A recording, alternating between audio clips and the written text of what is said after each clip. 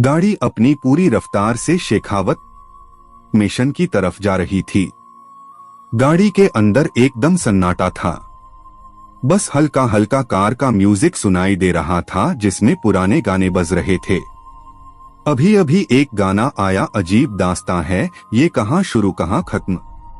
इस गाने ने जैसे सुहाना का झकझोर कर रख दिया। उसे अभी भी समझ में नहीं आ रहा था कि उसने शादी करके सही फैसला लिया है या गलत। वह अभी भी असमंजस में थी, पर अब वह शादीशुदा थी। कम से कम 1 साल तो उसे इस शादी को निभाना ही है। फिलहाल सुहाना के पास यह सोचने का समय नहीं था कि उसने सही किया या गलत। फिलहाल उसे अपने गुनाहगारों को सजा देनी है, अपने धोखे का बदला लेना है। सुहाना अभी यही सब कुछ सोच ही रही थी। फिर न जाने क्या सोचकर सुहाना ने राज की ओर देखा और उससे कहा, मैं आपको कुछ बताना चाहती हूँ। राज बोलो। और इसके बाद सुहाना ने अपनी विक्की और दिव्या की सारी कहानी राज को बता दी। सारी कहानी सुनने के बाद राज ने थोड़ी नरमी से सुहाना की ओर देखा और उससे पूछा, क्या तुम हमेशा से इतनी शांत और इतनी ईमानदार हो? सुहाना, मैं आपसे कोई झूठ नहीं बोलना चाहती। 1 साल के लिए ही सही, पर मैं इस रिश्ते को ईमानदारी से निभाना चाहती हूँ और यही आपसे उम्मीद करती हूँ कि आप 1 साल में इस रिश्ते को ईमानदारी से निभाएंगे और उससे भी ज्यादा अपने सारे वादों को पूरा करेंगे। मुझे उम्मीद है आप मेरी बात का मतलब समझ रहे हैं। सुहाना का इशारा फिजिकल रिलेशन की ओर था, क्योंकि एक यही चीज से जिससे सुहाना को सबसे ज्यादा डर लग रहा था। राज ने सुहाना का इशारा समझते हुए उससे कहा, निश्चिंत रहो, मैं तुम्हारी मर्जी के बिना तुम्हें हाथ भी नहीं लगाऊंगा और अगर इस 1 साल में कभी भी तुम्हारी मर्जी नहीं हुई तो कोई बात नहीं, मैं तुम्हें कभी भी हाथ नहीं लगाऊंगा। मैंने यह शादी वाकई में अपनी मजबूरी में आकर की है और मैं तुम्हारी मजबूरी भी बखूबी जानता हूं, पर तुम्हारी मजबूरी का कभी भी फायदा नहीं उठाऊंगा। तुम्हें शेखावत खानदान की बहू होने की सारी सुविधाएं, सारी इज्जत और मेरी बीवी होने के सारे अधिकार मिलेंगे। बस जो अधिकार हमारी शर्तों के दायरे में आएगा उसे ना तो मैं मानूंगा और ना ही तुम। सुहाना चुपचाप से राज की बातें सुन रही थी। राज वाकई में जेंटलमैन है और अपनी बातों का पक्का भी। तभी सुहाना ने राज की बात को बीच में काटते हुए कहा, एक और बात, अगर आपकी मेरे ऊपर इंक्वायरी खत्म हो गई हो तो मैं नहीं चाहती कि आप दोबारा मेरे काम की जगह पर इस तरह से आ जाएं। मुझे पता है मैंने अपने लिए कैसा रास्ता चुना है और इस रास्ते पर मैं खुद चलूंगी और अकेले चलूंगी और जिन लोगों को जहां तक मुझे पहुंचाना है वह भी मैं खुद करूंगी। अगर मुझे कभी आपकी मदद की जरूरत होगी तो मैं बेझिझक आपको बता दूंगी, पर उसके पहले प्लीज आप बिना बोले मेरी मदद करने की कोशिश मत कीजिए। राज ने सुहाना की बात को बड़े ध्यान से सुनने के बाद कहा, ठीक है, मैंने तुम्हें पहले ही कहा है, तुम्हारे पास में शेखावत खानदान की बहू होने के सारे अधिकार है। तुम जिस भी अधिकार का इस्तेमाल जब भी करना चाहो कर सकती हो और मेरी पत्नी होने के नाते मेरा फर्ज है कि मैं तुम्हारी बात मानूं, इसलिए इस वक्त पीछे हट रहा हूं। पर जब तुम्हें मेरी जरूरत होगी तो मुझे हमेशा अपने साथ पाओगी। इधर दूसरी ओर पब्लिक और मीडिया अहाना को जी भर के बुरा भला कह रहे थे और वही दिव्या को बेचारी कह रहे थे, क्योंकि जैसे ही दिव्या के अस्पताल में होने की खबर बाहर आई, लोगों का उसके प्रति रवैया और ज्यादा नरम हो गया। सबको यही लगने लगा कि सुहाना ने मौके का फायदा उठाकर दिव्या का शो चुरा लिया। अभी यह सब कुछ डिस्कशन चल ही रहा था कि तभी अचानक से मीडिया में एक आर्टिकल पब्लिश। यह आर्टिकल शहर के सबसे बड़े मीडिया हाउस ने पब्लिश किया था, जिसमें एडिटर ने सुहाना को सराहते हुए लिखा था कि भले सुहाना ने किसी और के नाम पर डांस किया, वह उस पर फिलहाल कोई कमेंट नहीं करना चाहता क्योंकि सच्चाई उसे नहीं पता है और सारी चीजें जो है वह सिर्फ और सिर्फ अनुमान है, फैक्ट नहीं। पर वह आना के हुनर की तारीफ करना चाहता है, क्योंकि सुहाना का डांस वाकई में मंत्रमुग्ध कर देने वाला था। सुहाना ने इतना अच्छा डांस किया कि थोड़ी देर के लिए वह यह भूल गए थे कि वह यहाँ पर डांस परफॉर्मेंस के लिए देखने के लिए आए हैं, ताकि उस पर एक जोरदार आर्टिकल लिख सके। इस आर्टिकल के पब्लिक होते ही लोगों का रवैया बदल गया था। लोग फिर से सुहाना के लिए अच्छा कहने लगे और लोगों का यह भी कहना था कि वाकई में आर्टिकल में सच ही तो लिखा था। नाम भले दिव्या का था पर नाच तो सुहाना ही रही थी और बहुत अच्छा नाच रही थी। लोगों का रवैया अचानक से बदला था। सुहाना को अभी घर पहुंचे तकरीबन 2 घंटे ही हुए होंगे कि तभी उसके पास में विक्की का फोन आया। विक्की, तुम कैसी हो? सुहाना, ठीक हूँ। तुम्हें नहीं लगता कि तुम्हें इस समय मेरे साथ होना चाहिए था? विक्की, मैं तुम्हारे साथ रहना चाहता था, पर मैं क्या करता? दिव्या के पैर में मोच आ गई थी, मुझे उसे लेकर अस्पताल जाना पड़ा। सुहाना, तो क्या दिव्या को अस्पताल कोई और नहीं लेकर जा सकता था? विक्की, लेकर जा सकता था, पर वह बहुत दर्द में थी और मुझसे उसे इस हालत में देखा नहीं जा रहा था, इसलिए मैं उसे लेकर चला गया। और तुम भी यार, तुम्हें तो मुझे थैंक यू बोलना चाहिए। वो तुम्हारी बेस्ट फ्रेंड है, मैं उसकी केयर कर रहा हूँ और तुम मुझसे लड़ रही हो। सुहाना, सॉरी। बोलो, तुम क्या कह रहे थे? विक्की, मैं तुम्हें यही कह रहा था कि परेशान होने की जरूरत नहीं है।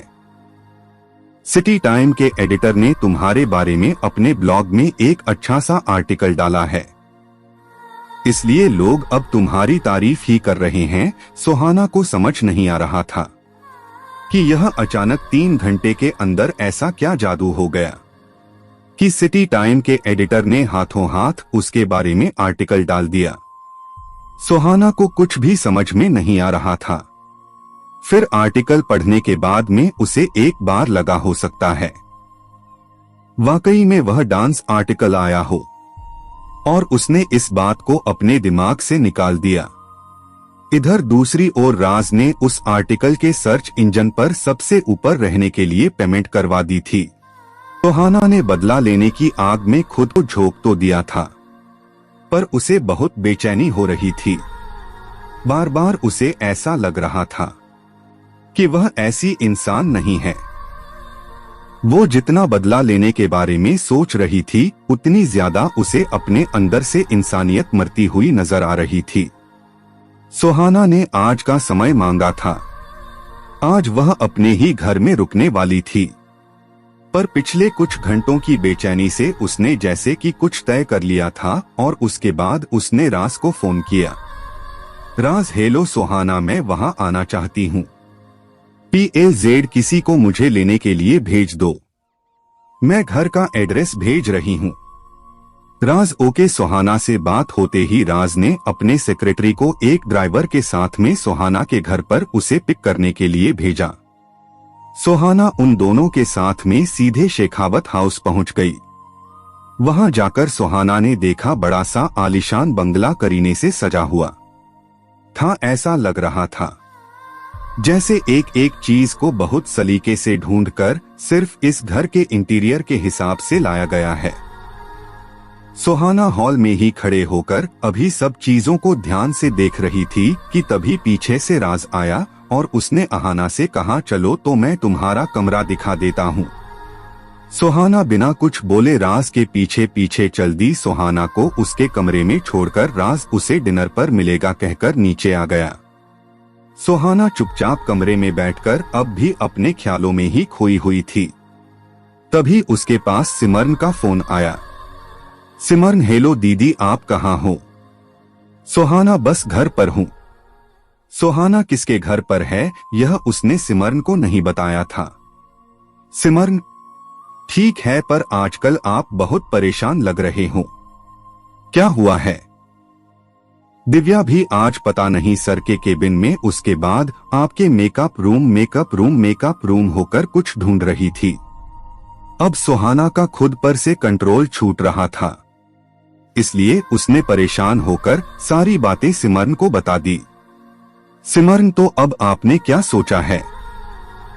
सुहाना, पहले तो मैंने यही सोचा था कि इन दोनों को बर्बाद कर दूंगी, पर मैं जब से यह सोच रही हूँ तब से बार बार मेरे दिमाग में एक ही ख्याल आ रहा है, क्या मैं ऐसी इंसान हूँ? और वैसे भी अब मुझे ऐसा लगता है कि अपने सुकून के लिए ही सही मुझे इन लोगों को इनके हाल पर छोड़ देना चाहिए। और रही मेरे बदले की बात, तो उसका मैंने इंतजाम कर दिया है। कल सुबह तक विक्रम को अपने प्यार की सच्चाई पता चल जाएगी। सिमरन मतलब सुहाना, बस देखती जाओ। डिनर का समय हो चुका था। सुहाना अब भी अपने कमरे में बैठी हुई थी। उसने अब तक कपड़े नहीं बदले थे। उन्हीं सुबह वाले कपड़ों में जब वो डिनर के लिए आई तो राज ने उसकी ओर देखकर कहा, क्या हुआ, तुमने अब तक कपड़े नहीं बदले? सुहाना, मैं कोई भी कपड़े लेकर नहीं आई हूँ। कल सुबह जाकर मुझे नए कपड़े खरीदने होंगे। राज, ठीक है, डिनर करो, उसके बाद चलकर जो चाहिए वह ले लो। सुहाना, इसकी जरूरत नहीं है, अपना सामान मैं खुद खरीद सकती हूँ। राज, 1 साल के लिए तुम मेरी जिम्मेदारी हो, इसलिए तुम्हारे ऊपर जो भी खर्चा होगा वह भी मेरी यह जिम्मेदारी है। राज की इस बात पर सुहाना ने कुछ भी नहीं कहा। डिनर करने के बाद जब राज ने सुहाना के साथ चलने के लिए कहा था, पर सुहाना ने यह कहकर इनकार कर दिया कि अभी उनकी शादी के बारे में वह किसी को बताना नहीं चाहती और वह अकेले जाकर सब ले लेगी। राज भी इस बात पर मान गया और उसने सुहाना को अपने सेक्रेटरी के साथ भेज दिया। रात के तकरीबन 9:30 बजे सुहाना वापस शेखावत हाउस पहुंची और वह बेसब्री से किसी के फोन का इंतजार कर रही थी। तकरीबन 11 बजे उसे विक्की का फोन आया। विक्की बहुत ही दुखी घबराया हुआ था, लग रहा था। वैसे सुहाना को इतनी जल्दी विक्की के फोन आने की उम्मीद नहीं थी। सुहाना ने शांत रहकर कहा, क्या हो गया, बहुत परेशान लग रहे हो? विक्की, हाँ, मुझे अभी अभी कंपनी के वकील का फोन आया था। उसने कहा कि मेरी कंपनी दिव्या के नाम पर ट्रांसफर हो चुकी है। पर ऐसा कब हुआ मुझे कुछ भी नहीं पता है। और अभी अभी मुझे मेरी गाड़ी के पीछे से मेरी कंपनी के कागज मिले जो दिव्या के नाम पर है। वह मुझे इतना बड़ा धोखा कैसे दे सकती है? मुझे कुछ भी समझ में नहीं आ रहा है।